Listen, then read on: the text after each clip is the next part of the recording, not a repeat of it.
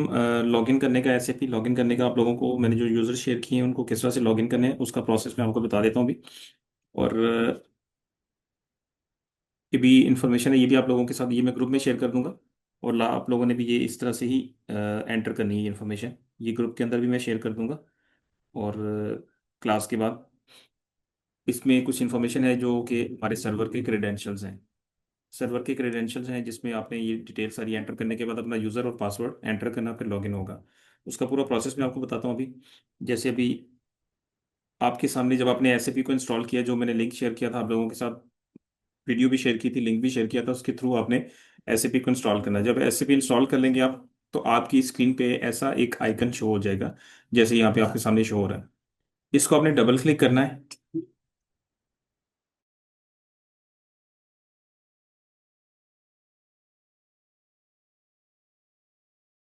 तो इस तरह से आपके सामने एक स्क्रीन शो हो जाएगी, ऐसी आएगी, लेकिन उसमें इसमें तो मल्टीपल लाइंस आ रही हैं, लेकिन आपकी इस तरह से लाइंस नहीं आ रही होंगी, आपके ये बिल्कुल ब्लैंक आ रहा होगा, इसमें कोई भी लाइन नहीं आ रही होगी। तो आपने क्या करना है, आपने इधर न्यू न्यू आइटम की एक ऑप्शन आ रही होगी, इस पर क्लिक करना है आपने। न्यू आइटम पे क्लिक करने के बाद ये स्क्रीन आपके सामने आएगी, जिसमें आपने नेक्स्ट पे क्लिक करना है, नेक्स्ट। याद, इसको जरा ध्यान से नोट कर लें, मैं दोबारा बता देता हूँ आपको। सबसे पहले आपने जब एसएपी को आपने ओपन करना है, एसएपी लॉगऑन पे डबल क्लिक करना है, तो ये स्क्रीन आएगी, लेकिन उसमें ये लाइंस जो आप देख रहे हैं, ये मल्टीपल लाइंस आपकी इस तरह से नहीं आ रही होंगी। ठीक है, ये मल्टीपल लाइंस आपकी नहीं आ रही होंगी। आपने, ये ब्लैंक आ रहा होगा सब कुछ। आपने न्यू आइटम पे क्लिक करना है, और उसके बाद न्यू आइटम पे क्लिक करने के बाद ये स्क्रीन आपके सामने आएगी। इस पे आपने नेक्स्ट पे क्लिक करना है, नेक्स्ट। ठीक है, ये वो सारी फील्ड्स आ गई जिसमें हमने अपने क्रेडेंशियल्स एंटर करने हैं। क्रेडेंशियल्स कौन से हैं, वो मैंने आपके साथ ये मैं शेयर भी कर दूंगा, आप लोग इसको नोट भी कर लें। डिस्क्रिप्शन में आपने लिखना है सर्वर, सिंपल सर्वर।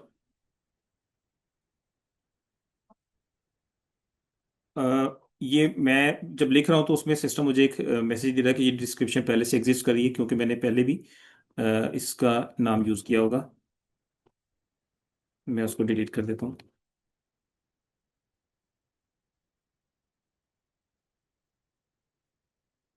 ये मैंने फर्स्ट फील्ड में सर्वर टाइप कर दिया, उसके बाद सेकंड जो है एप्लीकेशन, एप्लीकेशन सर्वर के अंदर आपने ये वाला इंफॉर्मेशन सेकंड लाइन में जो S1.MNCINFOSYS.com, ये आपने एंटर करना है। S1.MNCINFOSYS.com। ठीक है, ये आपने सेकंड जो फील्ड है एप्लीकेशन सर्वर की, उसमें आपने टाइप कर देना। ये मैं आप लोगों के साथ शेयर भी कर दूंगा इन्फॉर्मेशन। S1.MNCINFOSYS.com। इंस्टेंस नंबर में आपने ये 89 जो आप लोग लिखा आ रहा है, 89 आपने ये एंटर कर देना। और सिस्टम आईडी में ईआरपी, सिस्टम आईडी में ईआरपी, ये चीज़ें आप लोगों ने इसमें क्रेडेंशियल्स में एंटर कर देनी है। ठीक है, मैं रिपीट कर देता हूँ। डिस्क्रिप्शन में सर्वर, सिंपल उसकी स्पेलिंग लिख देने। एप्लीकेशन सर्वर में S1.MINFOSYS.com। और इंस्टेंस नंबर में 89। और सिस्टम आईडी में ईआरपी। ठीक है, ये एंटर करने, इंफॉर्मेशन एंटर करने के बाद आपने नेक्स्ट के बटन पे क्लिक करना है, 2 दफा करना है, 2 दफा। फिर दोबारा नेक्स्ट पे किया, 2 दफा किया, ठीक है, एक दफा किया, फिर दूसरी दफा किया, और उसके बाद आपने फिनिश पे क्लिक कर देना। जब आप ये करेंगे तो आपकी स्क्रीन पे इस तरह से क्लाइंट शो हो जाएगी, सर्वर की क्लाइंट शो हो जाएगी। ठीक है, उसमें आपने जो लॉगिन करना है वो इसके थ्रू करना है, आप लोगों की इस तरह से लाइन ऐड हो जाएगी। ठीक है, और आपने फिर उस लाइन पे डबल क्लिक करना है। जब डबल क्लिक करेंगे तो ये एसएपी का यूजर और पासवर्ड, ये दो फील्ड्स आपके सामने आ जाएंगी, एसएपी यूजर और पासवर्ड की दो फील्ड्स आपके सामने आ जाएंगी। ये मैं आप लोगों के साथ क्रेडेंशियल्स जो है वो शेयर भी कर देता हूँ अभी, ग्रुप के अंदर मैं शेयर कर देता हूँ अभी।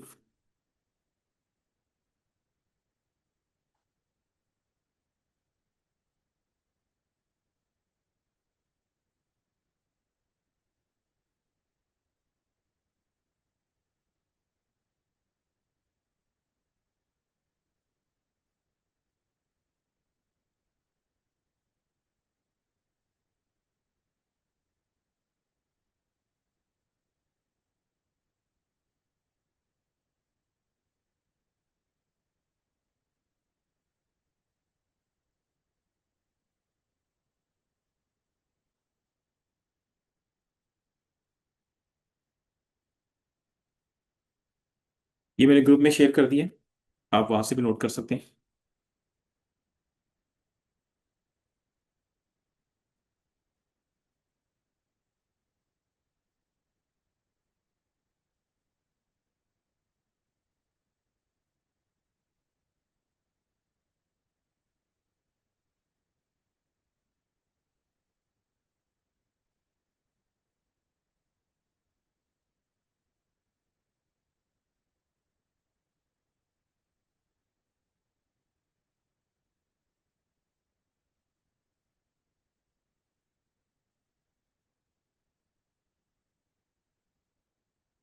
ठीक है, ये स्क्रीन आपके सामने शेयर हो जाएगी।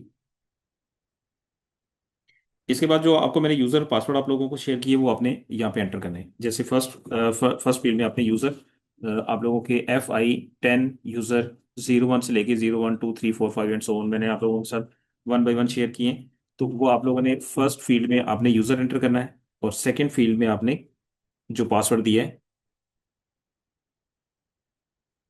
वो एंटर करना है। जब ये दो चीजें एंटर कर लेंगे तो उसके बाद आपने एंटर का बटन प्रेस करना है। तो सिस्टम आपके सामने ये एक नई विंडो ओपन करेगा, नई स्क्रीन ओपन करेगा, जिसके अंदर पासवर्ड को चेंज करने के लिए सिस्टम आपसे रिक्वेस्ट करेगा। उसमें दो फील्ड्स हैं, new password and repeat password. यहाँ पे आप लोगों ने अपना पासवर्ड अपना खुद से रख लेना। अब जो भी आप लोग अपना फेवरेट नेम या फेवरेट फेवरेट पासवर्ड रखना चाहें वो आप यहाँ पे रख सकते हैं। जैसे मैं अपना एक पासवर्ड रख लेता हूँ, और दोनों में सेम पासवर्ड होना चाहिए। लेकिन एक चीज को नोट कर लें कि ये वन टाइम एक्टिविटी है, दोबारा से ये शो नहीं होगी। ठीक है, इसको जरा नोट कर लें अच्छी तरह से कि ये पासवर्ड चेंज करने की एक्टिविटी एक दफा ही होगी, बार बार नहीं होगी। तो इसको अच्छी तरह से आप समझ लें।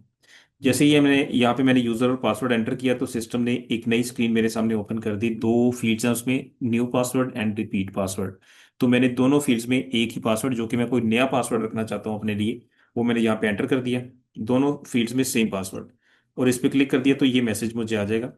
ठीक है, इस पे आपने यहाँ पे क्लिक कर देना, तो ये आपका लॉगिन हो जाएगा। ठीक है, इस तरह से आपका SAP लॉगिन हो जाएगा। आप लोगों ने ऐसे ही अपना लॉगिन करना है जिस तरह से मैंने आप लोगों को गाइड किया है।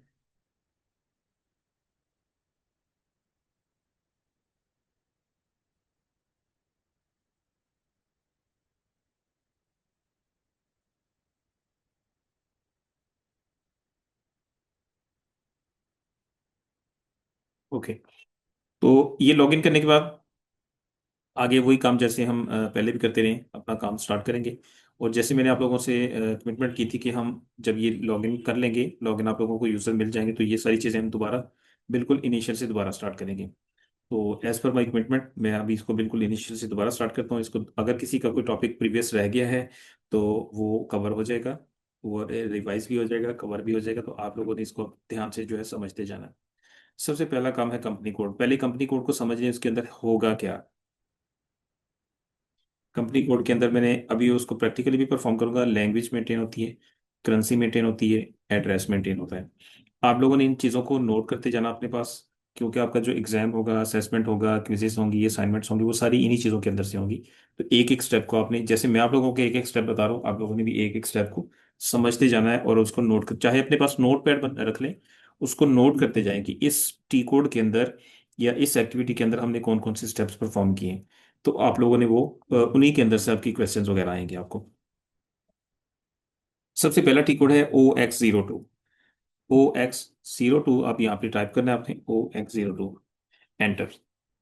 ये आपके सामने कंपनी कोड की फील्ड स्क्रीन आ गई। यहाँ पे आपने, यहाँ पे लिखा रहा है change view company code, no problem, कोई मसला नहीं। यहाँ पे चेंज व्यू का मतलब ये है कि आप अपनी कंपनी कोड यहाँ पे क्रिएट कर सकते हैं। तो उसके लिए आपने, ये न्यू एंट्री आ रही। अब देखें, आप अपने पास नोट पैड रखें, उसके अंदर आप नोट करें OX02 का टी कोड हमने लगाया। उसके बाद नेक्स्ट में आपने न्यू एंट्री पे क्लिक करना है, और ये देखो कौन सी इंफॉर्मेशन आ रही है। सबसे फर्स्ट फील्ड में कंपनी कोड एंटर करना है, जो कि मैक्सिमम 4 कैरेक्टर्स का होता है। अब ये भी एक इन्फॉर्मेशन है, ये भी आपसे एग्जाम में पूछी जा सकती है कि कंपनी कोड का मैक्सिमम लेंथ कितनी होती है। वो 4 कैरेक्टर्स की होती है। ठीक है, अल्फा न्यूमेरिक हम रख सकते हैं। जैसे मैं अपनी कंपनी का नेम रख लेता हूँ, SAP, SAP9। ठीक है, आप कुछ भी रख सकते हैं, मैं SAP9 रख ला। या चलें इसको छोड़ देते हैं, SAP नहीं रखते, कुछ और रख लेते हैं। पाक 9 रख लेते हैं, पाक 9। लेकिन एक चीज का ख्याल रखना है कि वो कोड पहले से किसी और ने बनाया ना हो। वो कोड पहले से किसी और ने बनाया ना हो। अगर वो कोड पहले से किसी और ने बनाया होगा, जैसे कि ये पी ए के आई या ये और भी इस तरह के कोड बनाए हुए, तो वो सिस्टम एक्सेप्ट नहीं करेगा। जैसे PAK1 किसी ने नहीं बनाया, मैं बना सकता हूँ, ठीक है। लेकिन अगर आप वो कोड बनाएंगे जो कि पहले किसी ने यूज किया हुआ है, किसी ने बनाया हुआ है, तो आपको सिस्टम एरर देगा। तो आपको अपना कोड चेंज करना पड़ेगा। मैंने PAK1 रख दिया, या थोड़ा सा अगर और इसको हम चेंज करना चाहें, PK01 रख सकते हैं। वो आप देखें, ये PK01 पहले से किसी ने बनाया हुआ, तो सिस्टम ने मुझे नीचे शो कर दिया, ठीक है, मुझे ये नहीं बनाना। मैं PAK1 ही रख लेता हूँ।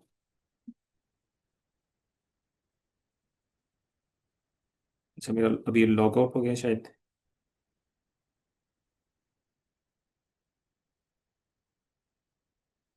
आप लोगों ने जो अपना नया पासवर्ड रखना है उसको नोट कर लें। उसको आप लोगों ने अपने पास नोट पैड के ऊपर या अपनी वर्ड की कोई फाइल के ऊपर या अपने लैपटॉप के ऊपर आपने उसको नोट कर लेना, सेव कर लेना।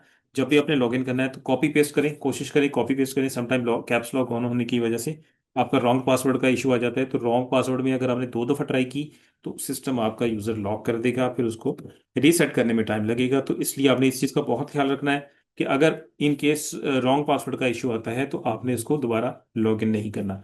जैसे मैं आपको भी गाइड भी कर देता हूँ। मैं आपको अभी गाइड कर देता हूँ। ये देखिए, मैं दोबारा लॉगिन कर रहा हूँ, ठीक है। और यहाँ पे सपोज मैंने कोई रॉन्ग पासवर्ड दे दिया। रॉन्ग पासवर्ड दिया तो सिस्टम ने मुझे रेड कलर में एक मैसेज दे दिया, नेम और पासवर्ड इज इनकरेक्ट, कि आपने यूजर अपना जो पासवर्ड या आपका यूजर जो है वो इनकरेक्ट है। तो मैंने दोबारा ट्राई नहीं करना, मैंने इसको यहाँ से विंडो को क्लोज कर देना। फिर मैंने सोचना है कि जो मेरा पासवर्ड मैंने एंटर किया वो सही मैंने एंटर किया है या रॉन्ग है। फिर आपने इसको अच्छी तरह से चेक करके आपने दोबारा सही पासवर्ड एंटर करना है। अब मैं सही वाला पासवर्ड एंटर कर रहा हूँ। तो अब सिस्टम मुझे एक मैसेज दे रहा है कि आपने पहले इससे पहले अटेम्प्ट फेल यूज की है, तो अब आपका लॉगिन हो चुका है, लेकिन 2 दफा ट्राई नहीं करना आपने। ठीक है, अब लॉगिन हो गया। तो OX02 में हम कंपनी कोड बना रहे थे। ये FI यूजर 03 इस पे एंटर हो चुके हैं, इस चीज को भी नोट कर लीजिएगा। यूजर 3 जिनको मैंने अभी शेयर किया है वो जरा स्क्रीन से बाहर आ जाए, पहले मुझे काम कर लेने दें, फिर उसके बाद आप ट्राई कीजिएगा, ठीक है। अभी आपने ट्राई नहीं करना, अब मैं जब क्लास कंप्लीट हो जाएगी उसके बाद आप ट्राई कीजिएगा। अभी क्लास स्क्रीन से बाहर आ जाए। जब कंसल्टेंट लेवल के जो टी कोड्स होते हैं, जो एक वक्त में एक यूजर काम कर रहा होता है, तो दूसरा यूजर उसके ऊपर अलावा नहीं होता। जी मुदस्सर साहब, आपने काफ़ी लेट ज्वाइन किया है, तो अभी तो तकरीबन ऑलमोस्ट 30 मिनट्स हो चुकी हैं। तो मैंने अभी कुछ लोगों के साथ शेयर कर दी। अभी क्लास कंप्लीट हो जाए फिर मैं आपके साथ भी शेयर कर दूंगा। बट उसका प्रोसेस ये है कि आपने मुझे, जैसे आप लोग अपनी करते हैं अटेंडेंस शेयर करते हैं, वैसे ही आपने मुझे मेरे नंबर पे अपना नेम और रजिस्ट्रेशन नंबर शेयर कर देना। मैं आपका यूज़र आपको शेयर कर दूंगा वहाँ पे, ठीक है। कोई मसला नहीं, कोई इशू नहीं है। अब मैं अभी, आप मुझे मैसेज कर दीजिएगा, मैं आपको क्लास के बाद शेयर कर दूंगा।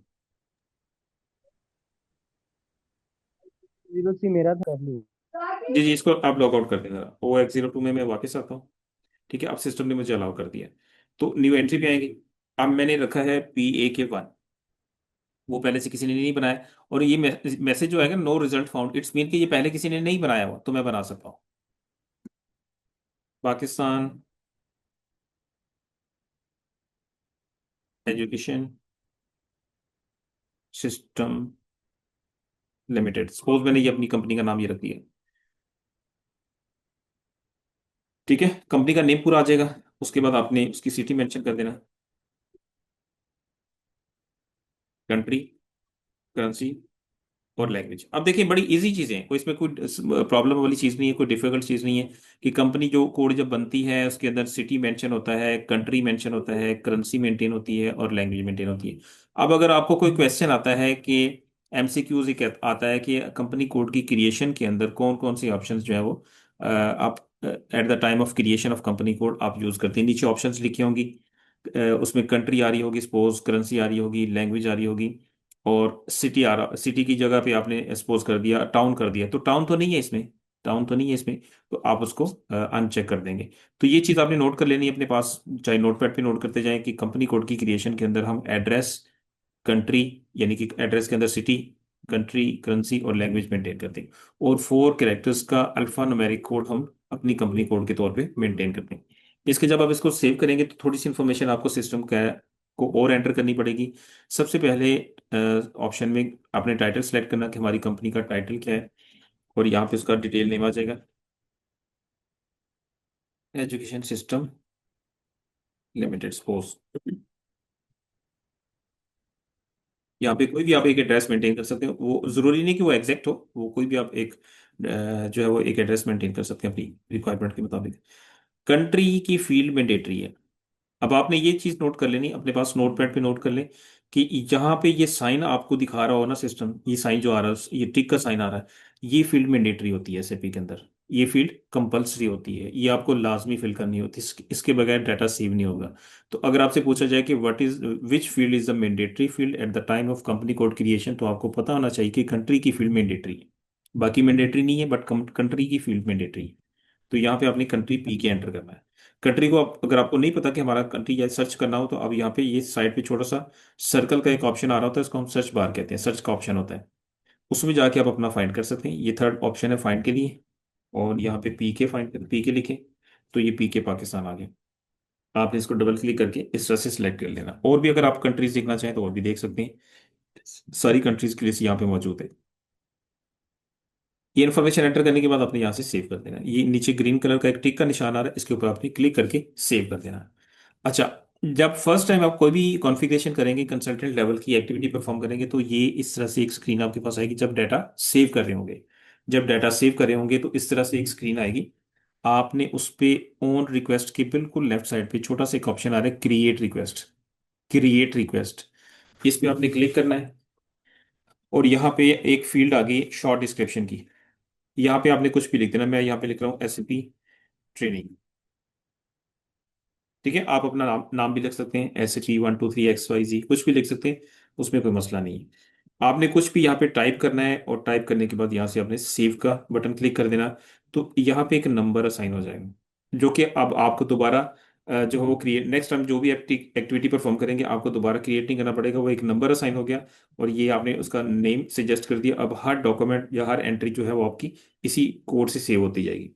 इसके बाद आपने ये ग्रीन कलर के निशान के ऊपर क्लिक कर देना, तो आपकी कंपनी कोड क्रिएट हो चुकी है। कंपनी कोड क्रिएट हो चुकी है।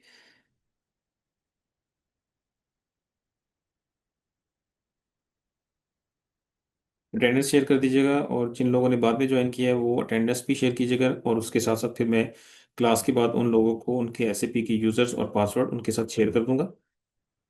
आई थिंक आप लोगों ने कुछ अटेंडेंस लोगों ने शेयर कर दी है, बट आप लोगों के जो यूजर है वो इंशाल्लाह मैं क्लास के बाद शेयर कर देता हूँ आपके साथ। तो ये कंपनी कोड क्रिएट हो गया। इसके बाद बैक आ जाएंगे। ग्रीन कलर के एरो से जब क्लिक करेंगे तो एक एक स्टेप बैक आएंगे।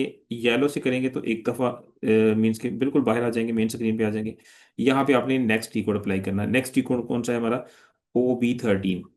OB13 में क्या होगा? Chart of account. जैसे कंपनी कोड बनाया वैसे ही चार्ट ऑफ अकाउंट बनाएंगे। OB13, क्योंकि हम ये पहले भी कर चुके हैं, इनको जस्ट हम रिपीट कर रहे हैं। OB13, इसमें न्यू एंट्री पे आएंगे, इसमें भी न्यू एंट्री में आना है। OB13 के टी कोड में आना है। चार्ट ऑफ अकाउंट का कोड बनाने के लिए उसमें भी न्यू एंट्री पे क्लिक करना है।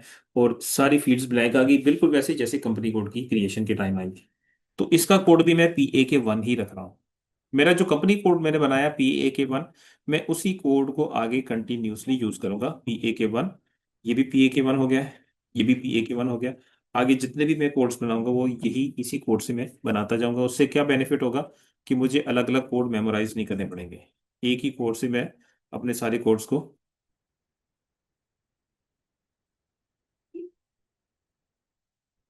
अपने सारे कोड्स जो है उसी कोड की के रेफरेंस से मैं आगे यूज करता जाऊँ। अब यहाँ पे आपने लिखना है चार्ट ऑफ अकाउंट।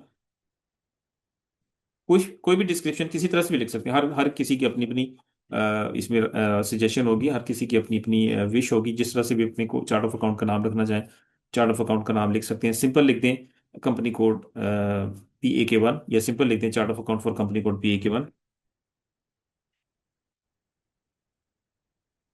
इसके बाद आपने चार्ट ऑफ अकाउंट की क्रिएशन के टाइम भी आपने देखना है कि कौन कौन सी इंफॉर्मेशन हमने एंटर की थी। कौन सी इंफॉर्मेशन है? सबसे पहले है एक तो चार्ट ऑफ अकाउंट का कोड हमने 4 कैरेक्टर्स का, कंपनी कोड भी 4 कैरेक्टर्स का होता है, चार्ट ऑफ अकाउंट भी 4 कैरेक्टर्स का होता है। अल्फा न्यूमेरिक भी हो सकता है, अल्फाबेट्स भी हो सकते हैं, न्यूमेरिक वैल्यूज भी हो सकते हैं। अभी ये जो मैं वर्डिंग बोल रहा हूँ यही आप लोगों को एग्जाम में आएंगी, यही चीज़ें आप लोगों के एग्जाम में आपसे पूछी जाएंगी, तो इसलिए इन चीज़ों को आपने नोट करते जाना। तो चार्ट ऑफ अकाउंट को 4 कैरेक्टर्स का कोड डिफाइन कर दिया, उसके बाद उसकी डिस्क्रिप्शन लिख दी हमने, और फिर उसके बाद मेंटेनेंस लैंग्वेज। ये वो लैंग्वेज होती है जिसके अंदर हमारे जीएल्स का मास्टर डाटा क्रिएट होता है या जीएल्स की क्रिएशन होती है। तो वो नॉर्मली हमारी इंग्लिश लैंग्वेज होगी। इस पर क्लिक करके आपने इंग्लिश को सिलेक्ट कर लेना। और length of the GL account, GL जो बनाने हैं आपने, अकाउंट लेजर बनाने हैं, जीएल जनरल लेजर अकाउंट बनाने हैं, उनकी लेंथ कितनी होनी चाहिए, ये आप 6 रख लें। 4 5 6 7 8 रख सकते हैं, लेकिन मैक्सिमम लेंथ इसकी 10 होती है।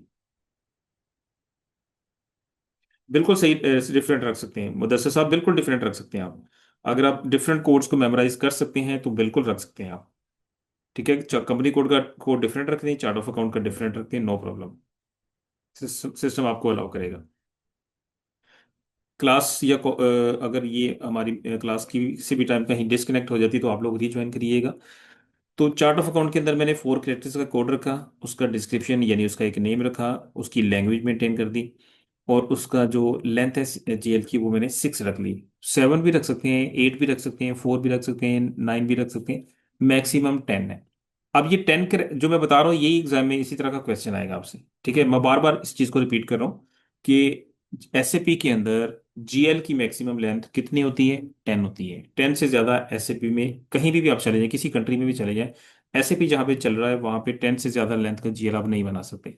ये एमसीक्यू जब आपके सामने आएगा तो आपको ऑप्शन का पता होना चाहिए कि मैक्सिमम लेंथ 10 होती है, इससे ज्यादा नहीं होगी। ठीक है, और इसके बाद मैं इसको सेव करूंगा। अब इसमें देखिए वही स्क्रीन वापस आ गई, बट उसमें नंबर साइन हुआ हुआ है। अब मुझे क्रिएट नहीं करना पड़ेगा, जस्ट मैं ग्रीन कलर के साइन के ऊपर क्लिक करूंगा, डाटा सेव। ठीक है, ये दो काम हमारे हो गए। इसी तरह से येलो एरो पे क्लिक करेंगे तो बाहर आ जाएंगे। अब मेन पे आ गए। दो काम हो गए।